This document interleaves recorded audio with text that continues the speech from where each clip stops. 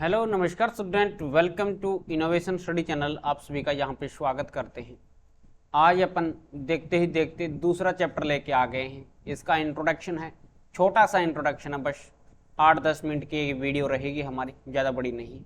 इसके बाद में अपन क्वेश्चन स्टार्ट करते हैं।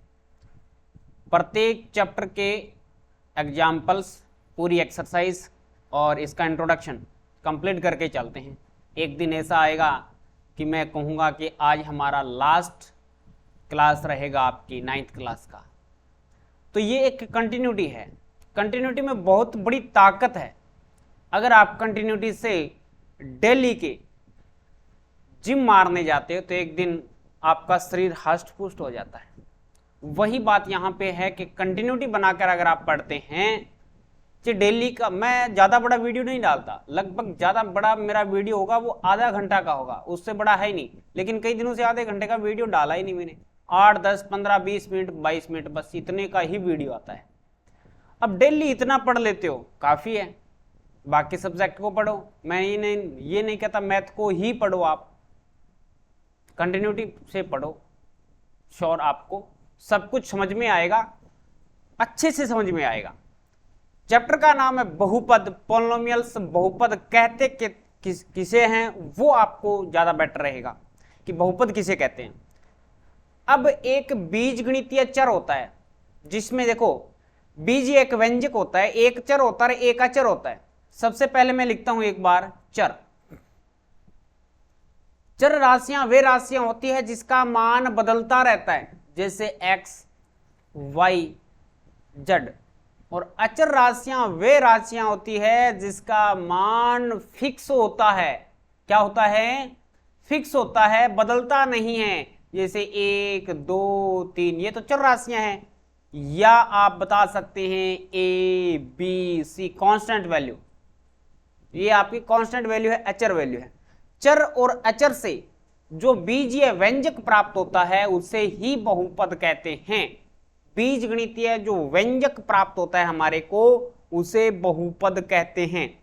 अब देखो बहुपद मैं बनाता हूं, जैसे ax की स्क्वायर प्लस में bx प्लस में c, a b c अचर वैल्यू है, x और x की स्क्वायर इसमें चर वैल्यू है। ये एक द्विघात बहुपद बन गया। पहले मैं आपको बहुपद बताऊंगा, ये बहुपद बन गया। Is that clear? और भी बना सकते हैं, 5x की स्क्वायर प्लस में 7x, ये एक बहुपद बन गया। इसी प्रकार से 2x प्लस में 1, ये भी एक बहुपद है। और 3x की पावर 5 प्लस में x की 2 प्लस में 1, ये भी एक बहुपद है। लेकिन बहुपद किस कंडीशन में नहीं हो सकता, वो ज्यादा बेटर है, वो भी आपको समझना जरूरी है। अब देखो, मैंने बोला कि चर की पावर, जहां से चर क्या था, एक्स वाई जेड था, तो चर की पावर एक पूर्ण संख्या होनी चाहिए। चर कौन से नहीं, बहुपद कौन से नहीं होते, कौन से होते हैं वो मैं आपको बताऊंगा। लेकिन यहां पे क्या होना चाहिए, चर की पूर्ण घात होनी चाहिए, पूर्ण घात होनी चाहिए। अगर पूर्ण घात नहीं होगी तो वो बहुपद नहीं होगा। चर की पूर्ण घात होनी चाहिए, अन्यथा वो बहुपद नहीं होगा। जैसे मैं एक एग्जांपल लेके बताता हूं कि कौन से बहुपद नहीं होते हैं। मैंने लिखा 1/x प्लस में 1, ये आपका बहुपद नहीं है। मैंने लिखा x की पावर 3/2 प्लस में x की स्क्वायर प्लस में 1, तो ये भी आपका बहुपद नहीं है, क्योंकि इसमें x की पावर 1/2 आ गई। मैं लिखूंगा कि x की पावर 0.5 प्लस में x की पावर 1 प्लस में 3, ये भी बहुपद नहीं है। क्यों नहीं है? कि इसकी पावर कितनी आ गई, 0.5 आ गई। और ये भी नहीं है, x की पावर -2 प्लस में 7, ये भी बहुपद नहीं है। और 5√x प्लस में 7, ये भी बहुपद नहीं है। तो क्या शर्त होनी चाहिए बहुपद होने के लिए कि चर की घात पूर्ण होनी चाहिए, चर की पूर्ण घात होनी चाहिए। उस कंडीशन में क्या रहेगा हमारे पास में, बहुपद बनेगा, अन्यथा बहुपद नहीं बनेगा। इसके बाद में चलो, बहुपद दो तीन प्रकार के होते हैं, रैखिक बहुपद, द्विघात बहुपद, त्रिघात बहुपद। तो इसमें ज्यादा मैक्सिमम हमारे पास में रैखिक, द्विघात और त्रिघात ही रहेंगे, चतुर्थ घात का बहुपद नहीं आएगा आपके, आएगा तो कोई बात नहीं, एक दो क्वेश्चन हो सकते हैं लेकिन नहीं आएगा, ज्यादा मैटर नहीं करता। अब मैं लिखता हूं यहां से रैखिक बहुपद। रैखिक बहुपद किसे कहते हैं, वह बहुपद जिसमें चर की घात एक होती है उसे रैखिक बहुपद कहते हैं।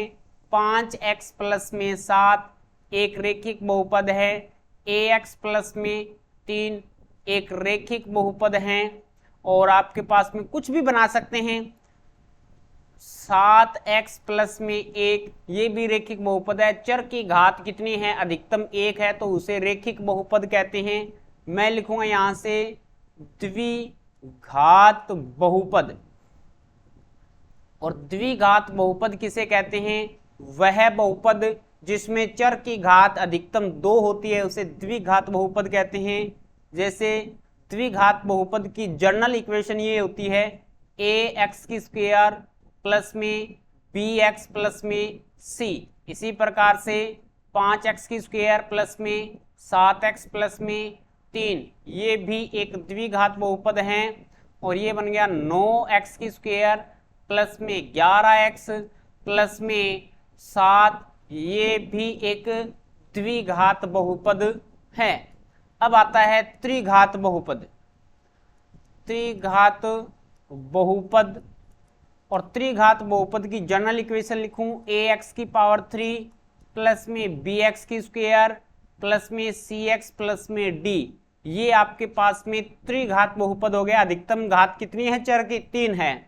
आप लिखना चाहें तो 2x की पावर 3 प्लस में 4x की पावर 2 प्लस में 3x की पावर 1 प्लस में 8, ये आपके पास में एक क्या बन गया, त्रिघात बहुपद बन गया। इतना समझ में आया। अब आते हैं इसके शून्यक, बहुपदों के शून्यक क्या होते हैं, शून्यक आपको निकालने पड़ेंगे। शून्यक क्या होते हैं, x का मान निकालना ही शून्यक कहलाता है प्यारे विद्यार्थियों।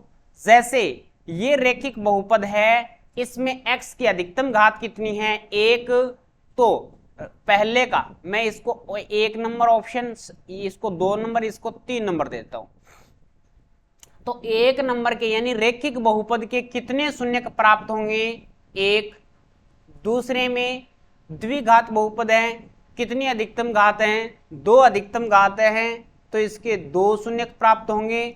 और तीसरे में क्या होंगे, त्रिघात बहुपद है, 3 अधिकतम घात हैं, तो इसके कितने शून्यक प्राप्त होंगे, 3 प्राप्त होंगे। इससे क्या रिजल्ट निकलता है कि वह बहुपद जो जितनी अधिकतम घात का होगा उसके उतने ही शून्यक प्राप्त होंगे।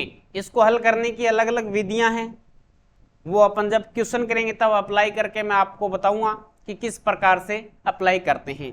इसके बाद में मैं लेके चलता हूं, इसमें कुछ एक सरल समीकरण हैं। इस चैप्टर में अपन पढ़ेंगे कि एक बहुपद में दूसरे बहुपद का भाग किस प्रकार से दिया जाता है। आपने अभी तक संख्याओं का भाग ही पढ़ा था कि सर जी हमें तो 12 में 5 का भाग देना है या 5 में 12 का देना है, जो भी है, 5000 में 1000 का देना है, वो भाग आपने बहुत पढ़े हैं। लेकिन अब क्या करना पड़ेगा, एक बहुपद में दूसरे बहुपद का भाग देना पड़ेगा। तो उसके लिए आपको ये भी याद रखना पड़ेगा कि भाग तो सर जी इस प्रकार से देते हैं, लेकिन नीचे जो बचता है ना वो यहाँ पे शेषफल बचता है। क्या बचता है, शेषफल। यहाँ पे क्या बचता है, भागफल। और यहाँ पे चक्कर पड़ता है, क्या होता है, तो एक तो होता है भाज्य और एक होता है भाजक। भाज्य और भाजक में तो 3 शब्द हैं, 3 अक्षर है ना। भाजक शब्द है उसमें 3 अक्षर हैं और भाज्य में 2.5 अक्षर हैं, यानी 2.5 वाला छोटा रह गया। ये बड़ा रह गया, तो जो छोटा होगा वो अंदर रहेगा, बड़ा है वो बाहर रहेगा। गेट के बाहर बड़ा बैठेगा, अंदर रहेगा छोटा। तो इसका इस प्रकार से याद रख लेना। ये थोड़ा सा याद करने का तरीका बता रहा हूं। वैसे आपको लिखना नहीं है कि छोटा अंदर बड़ा बाहर, लेकिन आपको याद करने के, कई बार कंफ्यूज हो जाते हैं विद्यार्थी, टीचर भी कंफ्यूज हो जाते हैं इस कंडीशन में कि भाजक बाहर आएगा कि भाज्य बाहर आएगा। तो भाज्य अंदर रहेगा, भाजक बाहर आएगा। इसका याद करने का प्रोसेस क्या है? छोटा अंदर बड़ा बाहर। तो ये इस प्रकार से भाग देते हैं। भाज्य में भाजक का भाग देंगे, शेषफल और भागफल आएगा। और इसको देखो लिखेंगे किस प्रकार से, यही तो लिखते हैं ना कि जब अपन ये होता है भाज्य बराबर भाजक गुणा भागफल, भाजक गुणा भागफल प्लस में क्या रहेगा? शेषफल रहेगा। प्लस में क्या रहेगा? शेषफल। इसको और अगर अपन लिखें शॉर्ट रूप में तो इसको लिख सकते हैं px इज इक्वल टू, ये आपका रहेगा gx गुणा में qx प्लस में rx। इसको शॉर्ट रूप में ये भी लिख सकते हैं। ये होगी आपकी भाग की प्रक्रिया, लेकिन करवाऊंगा नहीं यहाँ पे, जब क्वेश्चन करेंगे, बहुत सारे क्वेश्चन हैं, समझ में आ जाएगा। अब देखो कुछ एक सरल समीकरण यहाँ पे यूज करेंगे, वो लिखवा देता हूँ, क्योंकि बारी बारी से वहां पे अभी एक ही दिन में आप याद कर लोगे 10-15 मिनट में तो कोई दिक्कत नहीं, बाद में कंफ्यूज नहीं होगे। सरल समीकरण, अब देखो प्यारे विद्यार्थियों, पहली सरल समीकरण आती है a प्लस में b। ये 8th क्लास में बहुत पढ़ी है। a प्लस में b का होल स्क्वायर क्या होता है? a का स्क्वायर प्लस में b का स्क्वायर प्लस में 2ab। दूसरी सरल समीकरण आती है a माइनस में b का होल स्क्वायर, a का स्क्वायर प्लस में b का स्क्वायर माइनस में 2ab। और तीसरी सरल समीकरण आती है a स्क्वायर माइनस में बी स्क्वायर। तो ये क्या बनेगा? एक बार प्लस में और एक बार माइनस में। अब थोड़ा सा अलग चलेंगे, अब आप 9th क्लास में हो गए तो उसके हिसाब से भी सरल समीकरण आनी चाहिए। ठीक है, अब रहेगा a प्लस बी प्लस सी का होल स्क्वायर। ये भी बहुत ईजी है, ऊपर वाले के तरीके से ही लिख दो। ए स्क्वायर प्लस में बी स्क्वायर प्लस में सी स्क्वायर, क्योंकि 3 है ए बी सी तो तीनों का स्क्वायर कर दिया, प्लस में 2ab प्लस में 2bc प्लस में 2ac। Is that clear? समझ में आया? इस प्रकार से एक्सप्लेन करना है। पांचवी आ गई, a प्लस बी का होल क्यूब क्या होता है? a का क्यूब प्लस में b का क्यूब प्लस में 3a स्क्वायर b प्लस में 3ab स्क्वायर। ये आ गई a प्लस बी का होल क्यूब। ठीक है, इसके बाद में आ जाती है छठी, a माइनस में b का होल क्यूब। ये कैसे होगा? a का क्यूब माइनस में b का क्यूब माइनस में 3a स्क्वायर b और प्लस में 3ab स्क्वायर। ये आ गई आपकी a माइनस में b का होल क्यूब। इतना समझ में आया? इसके बाद में एक सरल समीकरण और बचती है, वो रहती है आपके 7 नंबर सरल समीकरण। ये आपकी 7 नंबर सरल समीकरण है x का क्यूब प्लस में y का क्यूब प्लस में z का क्यूब माइनस में 3xyz। इसको किस प्रकार से लिख सकते हैं? इसको लिख सकते हैं x plus y plus z, और ये बन जाएगा x का स्क्वायर प्लस में y का स्क्वायर प्लस में z का स्क्वायर माइनस में xy माइनस में yz माइनस में xz। बस इस प्रकार से लिख सकते हैं। एक और बच गई जो कि आपने 8वीं क्लास में भी पढ़ी थी, वो तो नॉर्मल है, x प्लस में a और x प्लस में b। ये क्या बन जाता है? x का स्क्वायर प्लस में a plus b into x plus में a इंटू बी। यही तो बनता है। तो इस प्रकार से प्यारे विद्यार्थियों, ये आपका जो इंट्रोडक्शन था वो कंप्लीट हो गया। बहुपद किसे कहते हैं, बहुपद कौन कौन से नहीं होते, वो अगर समझ में आ गया तो बहुत बेटर। बाद में तो आपने ये सर्वसमीका देखी है और एक भाग वाली प्रोसेस देखी है, एक आपने शून्यक वाली प्रोसेस देखी है कि शून्य कितने कितने होंगे, जितनी अधिकतम घात होगी किसी बहुपद की उतने ही उसके शून्यक प्राप्त होंगे। ठीक है, समझ में आया। रैखिक बहुपद किसे कहते हैं, द्विघात बहुपद किसे कहते हैं, त्रिघात बहुपद किसे कहते हैं। चर की जितनी घात होती है उसे उसी प्रकार से उसी कैटेगरी में डिवाइड कर दिया जाता है कि इसमें एक घात है तो रैखिक बहुपद, द्विघात है तो द्विघात बहुपद, तीन घात है तो त्रिघात बहुपद कहते हैं। और ये आपके सामने एक साथ मैंने सारी सर्वसमीकाएं लिख दी है, ये सभी यूज करेंगे क्वेश्चंस में। जब अपन क्वेश्चंस करेंगे ना तो ये बहुत इंपॉर्टेंट रहने वाला है पार्ट इंट्रोडक्शन का, तो इसको एक बार जरूर लिखें और लिख के ही याद होता है ये मैटर, तो एक बार लिख के याद जरूर करें। क्लास कैसी लगी कमेंट करके जरूर बताएं, अच्छी लगी हो तो लाइक और शेयर सभी स्टूडेंट करेंगे। चलिएगा स्टूडेंट्स, आज की क्लास में इतना ही, नेक्स्ट क्लास में मिलेंगे कुछ नए के साथ। जय हिंद, जय भारत।